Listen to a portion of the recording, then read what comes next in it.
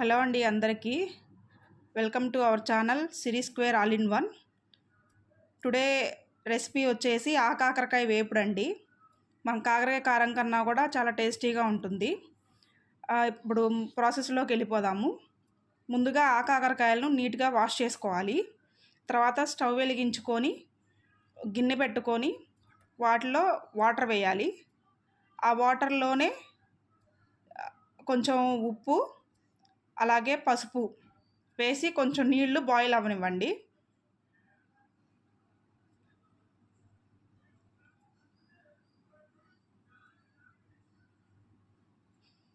తర్వాత మనం ముందుగా శుభ్రం చేసుకున్న కాకరకాయల్ని ఆ వేడి వాటర్లో వేయండి. ఇలా చేస్తే దానిలో ఉన్న డస్టు ఇంకేమన్నా కెమికల్స్ ఉంటే మొత్తం పోతాయి. ఒక 2 మినిట్స్ ఉంచండి స్టవ్ మీదే.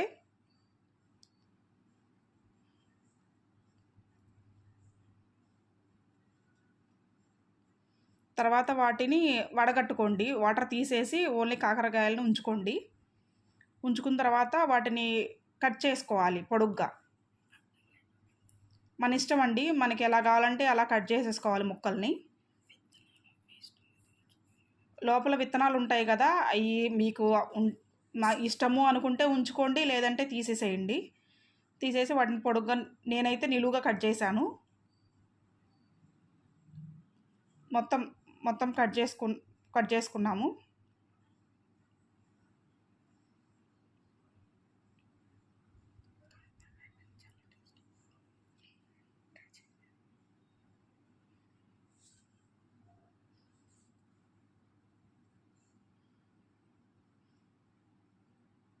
మామూలు కాకరకాయలు అయితేనేమో మనం చక్రాల్లా కట్ చేసుకొని వేపుకుంటారు. కొంతమంది ఏమో ఉడకబెట్టుకొని కాయలు వేయించుకుంటారు కదా. ఇవైతేనేమో నిలువుగా కట్ చేసి వేయించుకుంటున్నాం. మన ఇష్టం అండి, మనకి ఎలా వీలుంటే, మనకి ఎలా కన్వీనియంట్గా ఉంటే అలా చేసుకోవాలి. కట్ అయిపోయిన తర్వాత వచ్చేసి ఉల్లిపాయను కూడా నిలువుగా కట్ చేసుకున్నామండి, చిన్న చిన్న ముక్కలుగా.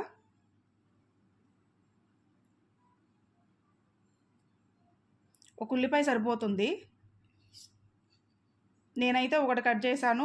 మీ ఇష్టం, మీకు రిక్వైర్మెంట్ని బట్టి. అట్లాగే కరివేపాకు, జీలకర్ర అండి.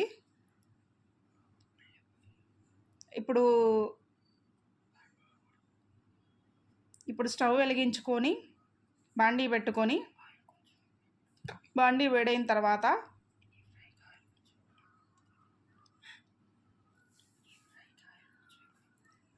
ఆయిల్ వేసుకోవాలండి. ఆయిల్ అయితే కొంచెం ఎక్కువే పడుతుంది, పీసెస్ అన్నీ వేగాలి కదా, టేస్ట్ కూడా బాగుంటుంది ఆయిల్ ఎక్కువ ఉంటే.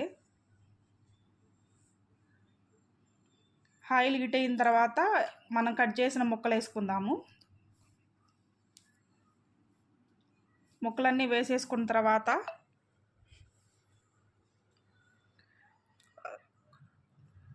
నేనైతే ఇనుపది అట్లకర్ర యూస్ చేస్తున్నానండి. అదైతే మనకి తిప్పుకోవడానికి అన్నిటికీ బాగుంటుంది. ముక్కలు బాగా వేగాలండి. పైన మూత పెట్టేసుకుంటే లోపల వేగిపోతాయి బాగా.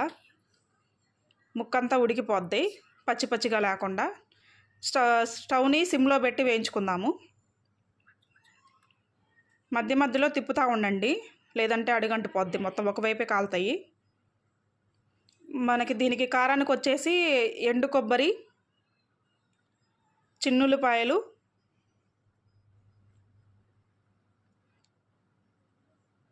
కారం,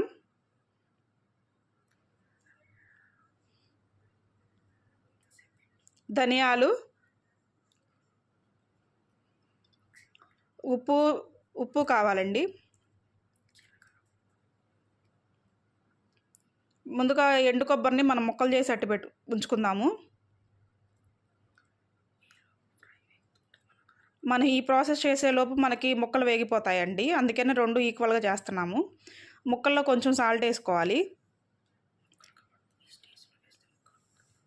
ఇప్పుడు ఈ వేగుతున్నప్పుడు మనం ఉప్పు వేసామంటే కనుక ముక్కలకు పట్టుకుంటుంది ఉప్పు. ముక్క చప్పగా అనేది లేకుండా ఉంటుంది.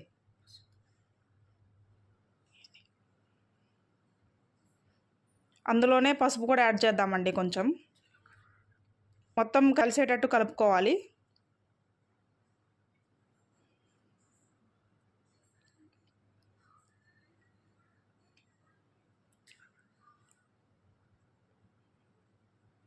జీలకర్ర,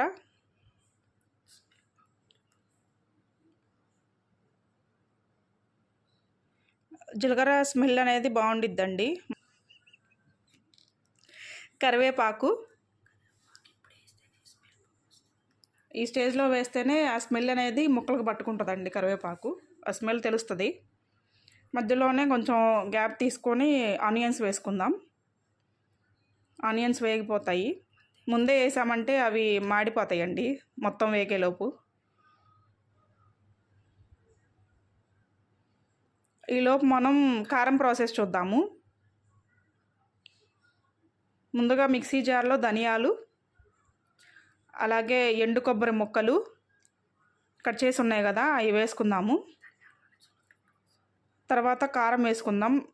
మీ కారం మీ టేస్ట్కి సరిపడా వేసుకోండి. మేమైతే కొంచెం కారం ఎక్కువే తింటాం కాబట్టి మేము అంత కారం వేసుకుంటున్నాము. కొంచెం తక్కువ తినేవాళ్ళు ఉంటారు కదా, చూసి వేసుకోండి మీరు.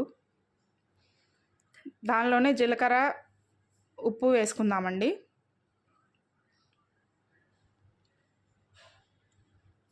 ఇప్పుడు దాన్ని మూత పెట్టేసి మిక్సీ పట్టుకుందామండి. ఈలోపు మనకి కారకాయ ముక్కలు ఎగిపోతాయి. ఇవి బాగా తిప్పుకోండి. కారం రెడీ అయిందండి, మిక్సీ పట్టేసింది. ఆ కాకరకాయ వేగిపోయిన దానిలో ఈ కారం వేసేసి కలిపేసుకుందాము.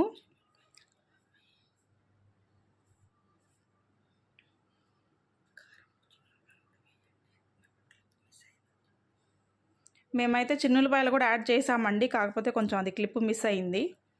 చిన్నులపాయలు కూడా యాడ్ చేయాలి దానిలో. అదే టేస్ట్ ఎక్కువ వస్తుంది కారానికి. శనగపప్పు కలపకూడదు, ఓన్లీ కొబ్బరి కారం అంతేను. మొత్తం వేసేసి కలిపేసుకుందామండి.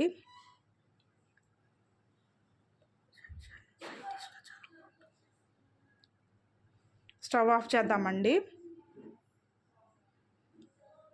కంప్లీట్ అయింది కారం. సర్వింగ్ బౌల్లో తీసుకొని సర్వ్ చేసేసుకోవడమే. ఇది మనకి వేపుడు కాబట్టి సాంబార్లోకి, రసంలోకి, వీటిలోకి బాగుంటుంది.